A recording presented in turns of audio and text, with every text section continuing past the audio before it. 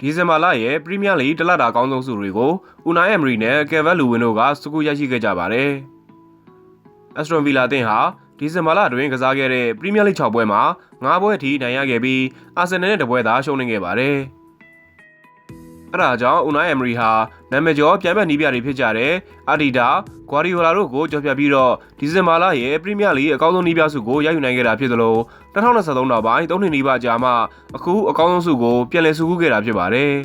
။အူနိုင်းအမ်ရီဟာပရီးမီးယားလိဂ်တလတာအကောင်းဆုံးနီးပြဆုကို3ကြိမ်မြောက်ရရှိခဲ့တာဖြစ်ပြီးအက်စတွန်ဗီလာအသင်းနီးပြတွေထဲမှာနာမည်ကျော်နီးပြဟောင်းမာတင်အိုနီးပြီးရင်အကြိမ်အများဆုံးရရှိသူဖြစ်ရပ်တည်နေပါတယ်။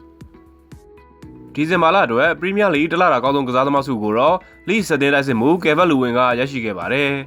။အသက်28နှစ်အရွယ်ရှိပြီဖြစ်သူကယ်ဗတ်လူဝင်ဟာဒီဇင်ဘာလအတွင်းကစားခဲ့တဲ့ပရီးမီးယားလိဂ်5ပွဲမှာပွဲတိုင်းဂိုးသွင်းခဲ့သလိုစုစုပေါင်း6ဂိုးထိသွင်းယူခဲ့ပါတယ်။ကယ်ဗတ်လူဝင်ဟာအေဗာတန်ကစားသမားဘဝတုန်းက2020စက်တင်ဘာလရဲ့ပရီးမီးယားလိဂ်တလတာအကောင်းဆုံးဆုရရှိပြီးနောက်ပိုင်း6နှစ်နီးပါးကြာမှအခုဆုကိုဒုတိယကြိမ်မြောက်ဆုကူးခဲ့တာလည်းဖြစ်ပါတယ်